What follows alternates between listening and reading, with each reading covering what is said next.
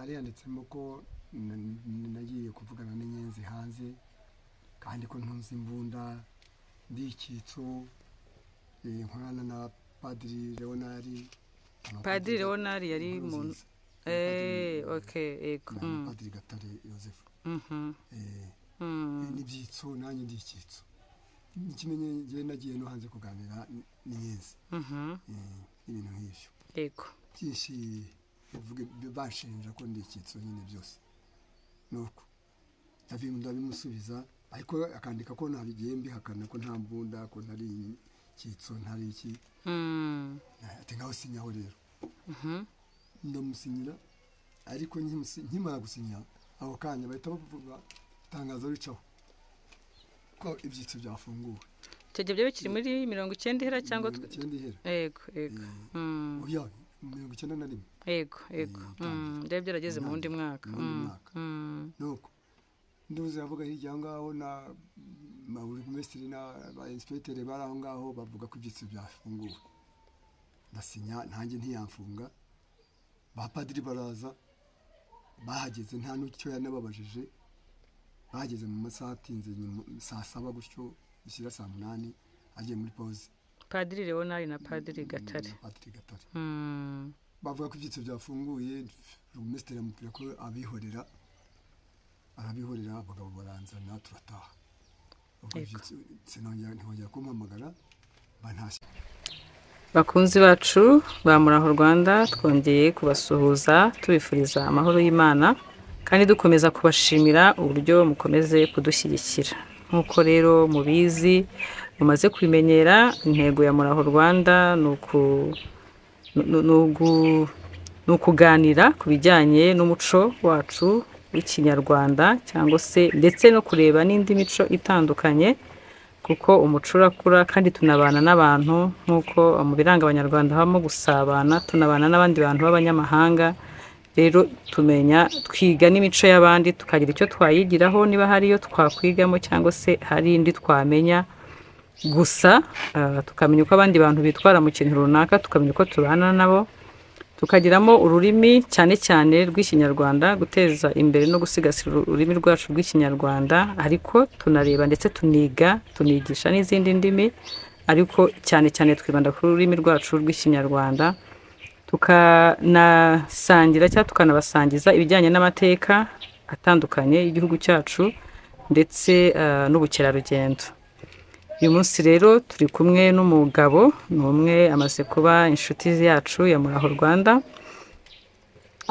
agiye kutugezaho ubuzima bwe yanyuzemo bitoroshye mujya mwumva cyane cyane abato abakuru wenda bo bamwe barabizi mujya mwumva ngo hari abantu bafungwaga mu gihe cy'ibyitso ntimwumve ibyo ari byo neza ubuzima bwe bwa mbere ya jenoside yakorewe abatutsi uko yafunzwe mu byitso iyo nzira ukuntu yayibayemo kugeza mbere ya jenoside ho gatoya reka tumuhe ikaze yongera atangire atwibwira nubwo tumaze kumumenyera adutangira ubwo buzima bwe bukakaye ndetse bukomeye yabayemo mbere ya jenoside yakorewe abatutsi tubahaye ikaze. Murakoze cyane. Yewe nitwa muri Saliansi umuturage utuye mu kagari ka Kabare umudugudu w'Imanzi Murenge ni Muhazi ntara y'Iburasirazuba. Mbere rero ya jenoside mbere ya 1990 nari umukuru w'urubyiruko gatolika rw'abahinzi yego icyo gihe dukuriye muri paruwasi ya Mukarange ubu ni muri Kayonza ariko na paruwasi yacu ubu ngubu iracyari paruwasi yacu yego ariko hanarukuye mu byo bitaga duwayena mu maparuwasi ane yego no kuvuga Rukara Kabarondo Mukarange na Rwamagana wari umuyobozi mu rubyiruko yego yari yubakuriye nyuma ya rero hakaba yitwa Generage bitaga Jeunesse Canada Monde yahuzaga urubyiruko Jeunesse Canada Monde yahuzaga urubyiruko rwa Kiliziya Gatolika yego imiryango ya Kiliziya Gatolika y'urubyiruko yego yo mu Rwanda niyo muri Canada yego yakabaje miraje yo gutemberane kugira ngo umenye umuco waho nabo bamenye uw'inanga. Yego. Ubwo rero niho naje kujya muri Canada. Byari ryari icyo gihe ujya muri Canada? 19 mu kwezi kwa gatandatu. Yego. Mu kwezi kwa gatandatu nibwo nagiyeyo. Ndenda ubwo birumvikana nagiye mfite ibyangombwa, mfite passport, ibintu byose byuzuye. Muri 19 rero inkotanyi zitera zateye ndiyo. Yego, ruri muri Canada. Babita Montreal. Abamwe ndetse basabaye n'ubuhungiro, ngiye nifuza gutaha. Kuko numvaga ari ngombwa ngomba gutaha, ntacyo nishinjaga, sinaheze ibizambaho n'ibizabaho ngaho.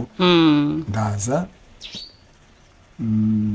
mu nzira namaze iminsi, ndagiye kudupfiraho mutamara iminsi muri Kenya nk'iminsi 6. Yego. Ariko tuza gutaha tugeze mu Rwanda. Ubwo watashye nka ryari muri? Byari mu matariki nka 20 yo kwa 11. Nabwo muri 19. Ubwo ari umazeyo amezi. Nangiye kuzuza 6 rwose. Yego, ari ugiye kuzuza amezi 6. Nuvuga ngo abandi bagumye, wowe ushaka gutaha. Hari bake bagumyeyo n'abandi twazanye. Ndaza ngeze Kanombe. Nta muntu agomba kunyakira igihe imihanda yari yaranafunzwe.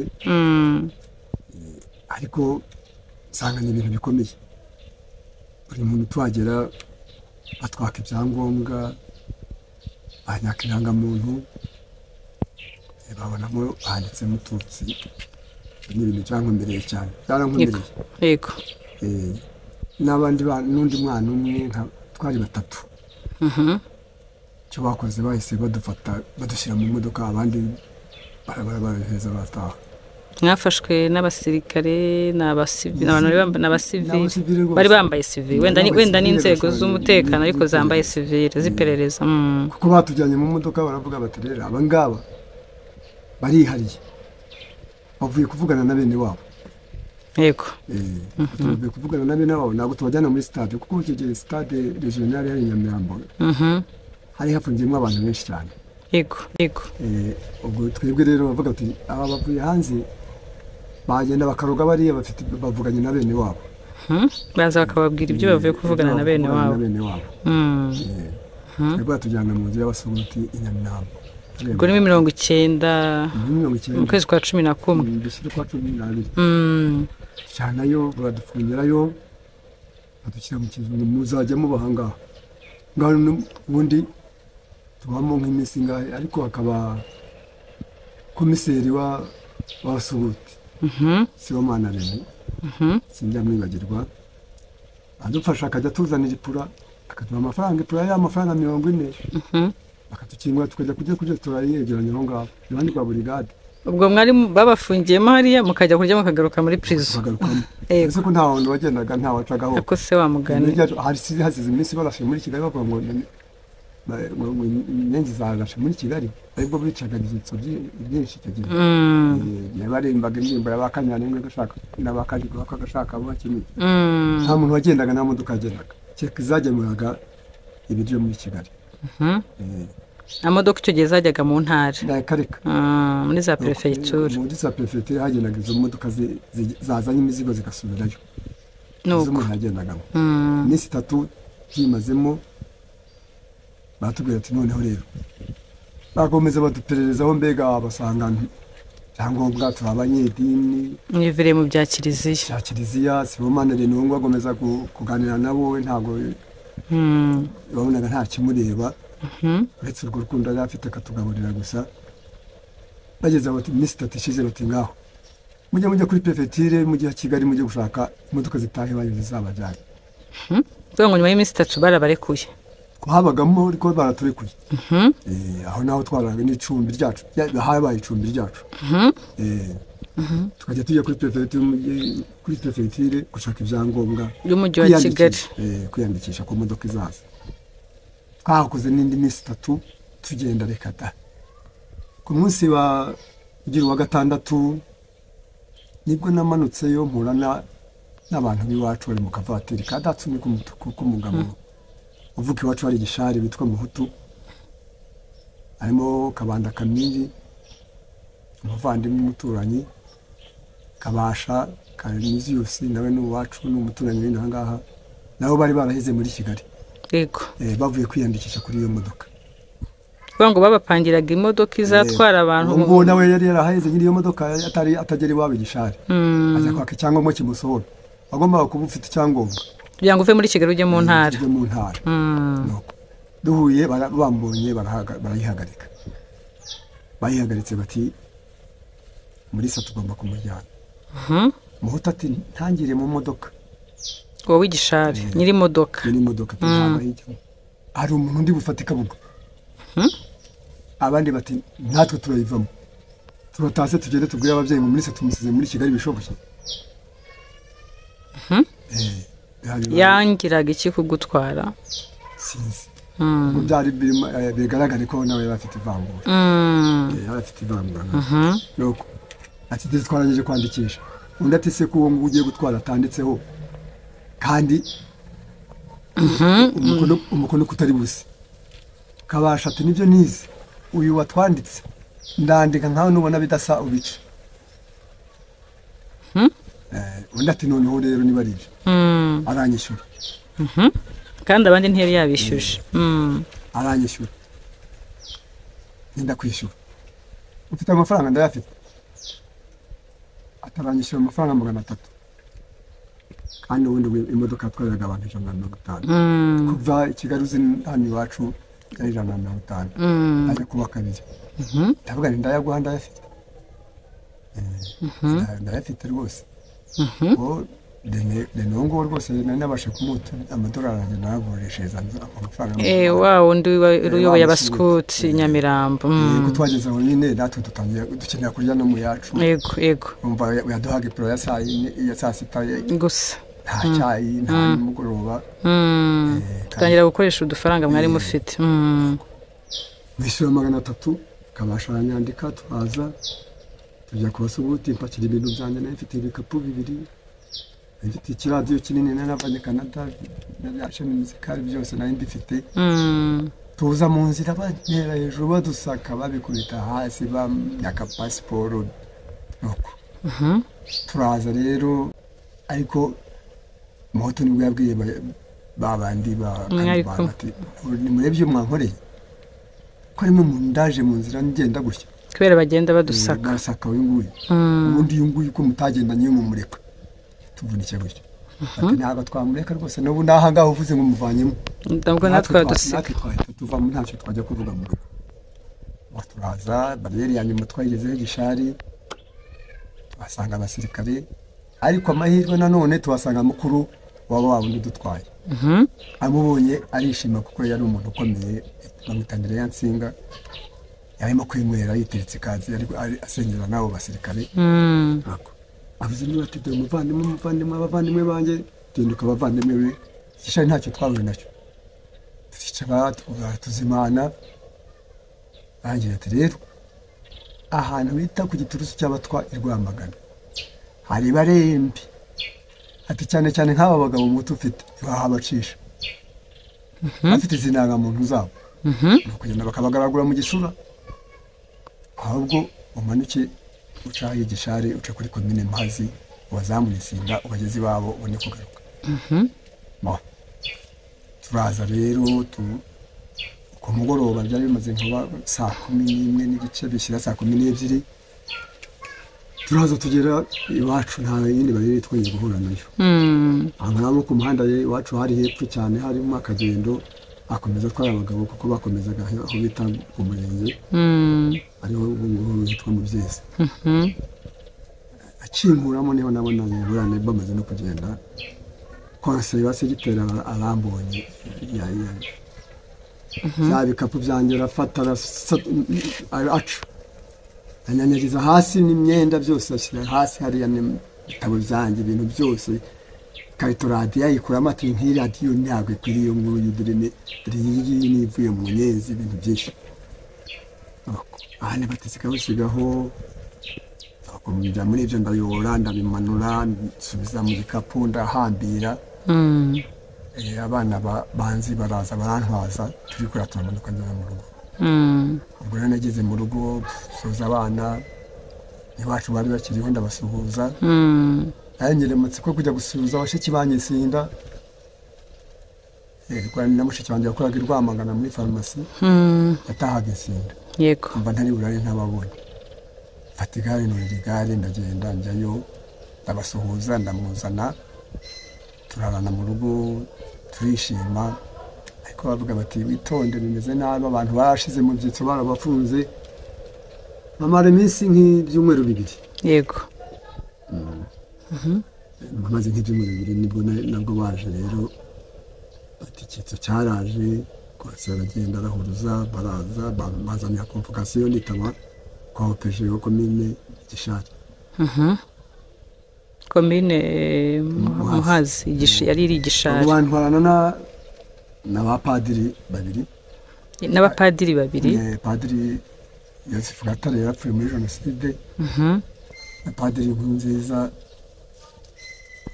aho yarahari ariho uretse ko ari i Burayi ubwo babahaye mwese convocation bikiri muri nagezeyo mbere bo babanza ikibungo ngo guseze bari babizi ko ari ngombwa kuba bari abapadiri b'abatutsi babanza kujya gusezera kuri Musenyeri ngiyewe ngenda rero ngezeyo baratangira kumbaza bambaza ibyo nandika ndangije batisinya ahangaha nanga gusinya bari bakubazaga ibiki bambazaga ko ndi icyitso nyine umututsi zanye n'inyenzi hari bene bacu abagiye mu nkotanyi habasobanura ko ntari impari ati kutaba wari wagiye kuganira n'inkotanyi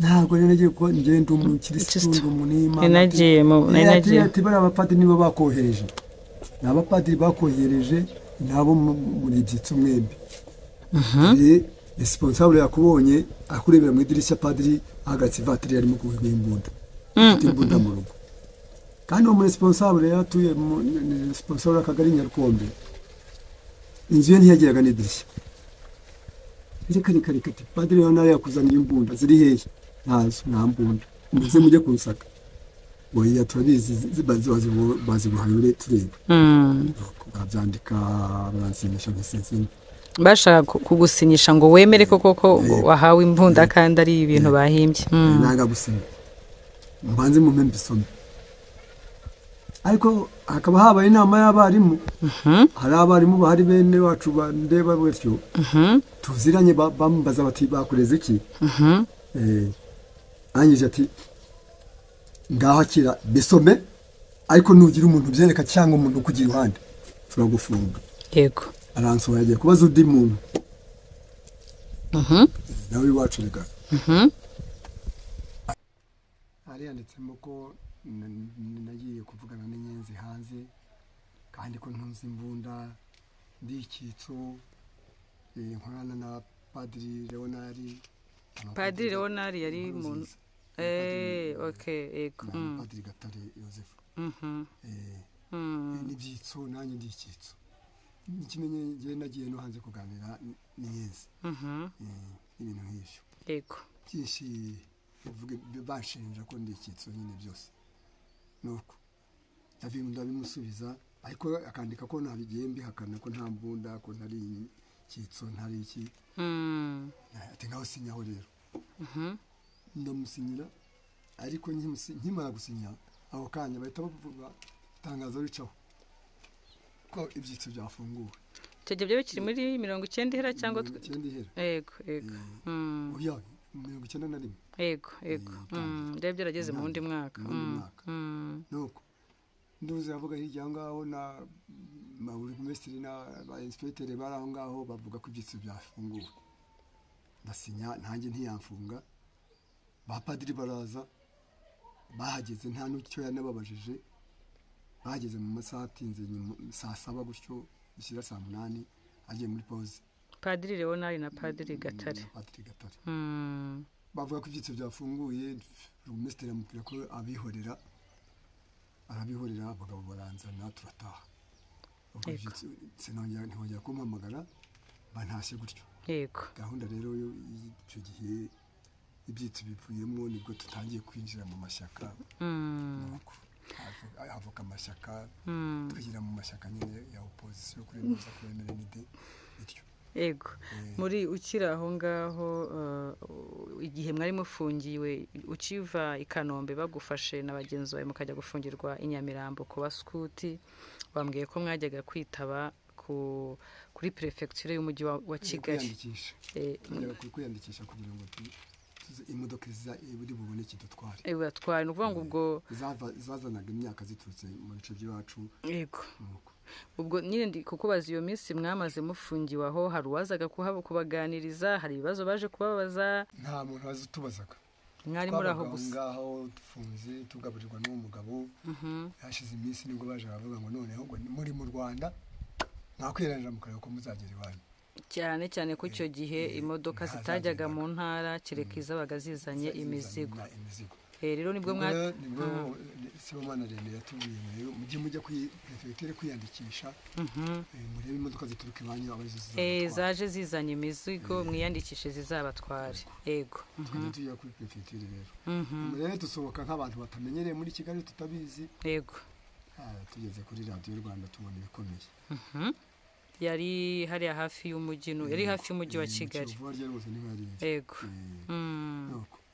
duciye imbere yayo gutyo tuzamuka tujya ku mujyi wa ku biro by'umujyi wa Kigali ati mukanagiye mu Masaka byashakaga kuvuga iki twarengereye nyine duciye aho ngaho bari kuri bariyeri yaho nta nzira yari isanzwe hari umuhanda wari uhari ariko barashyikije amabuye turayaberera bavuze ngo tukanagiye mu Masaka tureba hasi Masaka se ari hehe siko nta Masaka tureba bati hasi badupfukamisha tugenda batugendesha makeri dutaruka turasimbuka nuko baje batugarura inyuma baduha amasaha yo gupfukama turapfukama badutesha amabuye ku biganza y'undi ku mutwe turambura gutyo tubaho dusaba imbabazi bati mwava hehe murajya he turisobanura ko tutari mu Rwanda tubereka ibyangombwa irangamuntu passport ate buryo bwose muri neza ikibazo kibugukira aho ngaho badufungiraho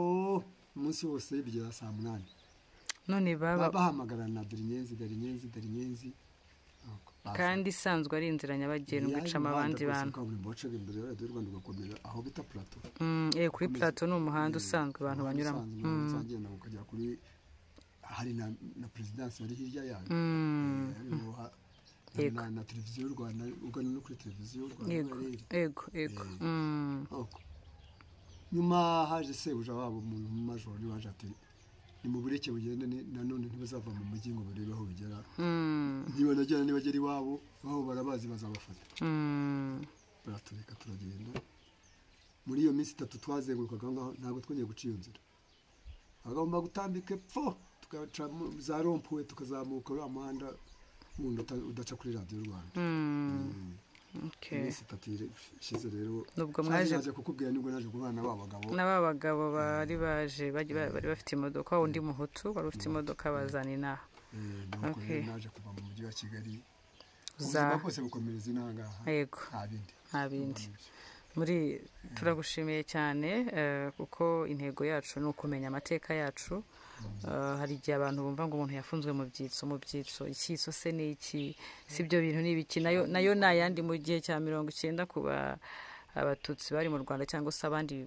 bantu batavugaga rimwe n'ubutegetsi bwariho nabwo bagiye bahura n'ibintu bitandukanye bagafungwa batazi impamvu bababwira inyenzi batazizi ibyo ari byo gusa kuko umwuka w'ingengabitekerezo cyangwa se gutangira igeragezwa rya jenoside byari byaratangiye muri rero twebwe twari n'abasore ntabwo twari tunabizi ariko kubera ubu kubabazwa gutyo byatumye tubona bakunda cyane tugira ishyaka yo kureba abo bantu tuzira tutabazi birushaho tubakunda tubona ko ingoma turimo turwanya inzira rero kuyoboka aho ngaho nabwo abenshi ni nayo mpamvu icyo gihe cy'amashyaka bacika bagahunga igihugu bakajya mu nkotanyi muri amashyaka rero ni mpamvu twagiye mu mashyaka ataremereye nibwo gutotezwa kwanjye ugira nibwo mwasobanukiwe ko ubuyobozi bwariho butabafataga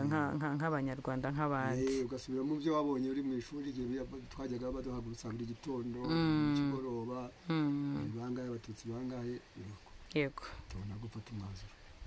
muri turagushimiye ku bw'ayo mateka utugejejeho abato baba batazi, kandi dukomeza kubyiga nyine kugira ngo tutazongera kugira amacakubiri uko yanduka ko ariyo yose umunyarwanda bumwe nk'uko kera byahoze. Ukuri musabire n'abatoya batazagira ubona ibyo. Oya ntabwo bizongera. Niyo mpamvu tuba turi gukora bino biganiro kugira ngo twereke abakiri bato ko ivangura iryo ari ryo ryose icyaha ni gatozi, umuntu yakoze icyaha gikurikiranwe ku giti cye, ariko na mwene wabo ntukurikiranwe kuko hari umuntu muhuje ubwoko, muhuje akarere, muhuje indeshyo, muhuje ururimi. Oya ntabwo ari byo. Turwanye urubyiruko nabo tuzabyara, turwanye amacakubiri ayo ari yose ashobora gutuma kuko ibyo byose nibyo byaje kugeza kuri karundura ya jenoside yakorewe abatutsi. Yego murakoze cyane.